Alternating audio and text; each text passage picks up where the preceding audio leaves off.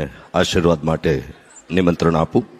ધવલભાઈ જોશી, ભાસ્કરભાઈ મહેતા, દીપલભાઈ અને વિશાલભાઈ ગઢવી ભાગવત ભગવાનનું દર્શન પૂજન કરી આશીર્વાદ પ્રાપ્ત કરશે.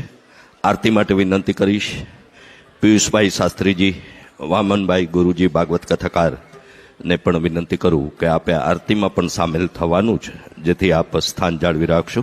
મુકેશભાઈ પટેલ રતનપુર, મનીષભાઈ સોમાભાઈ પટેલ, સવિતાબેન ચુનીલાલ પંચાલ પરિવાર, લીનાબેન અરવિંદભાઈ પંચાલ પરિવાર, સ્મિતાબેન મનીષભાઈ પટેલ ગાંધીનગર, તેજલબેન જિગ્નેશ કુમાર પટેલ, સાંઈરામભાઈ દવે, દીપાલીબેન સાંઈરામભાઈ દવે આ સૌ આરતીમાં જોડાવા ઉપસ્થિત થશે તેવી વિનંતી છે.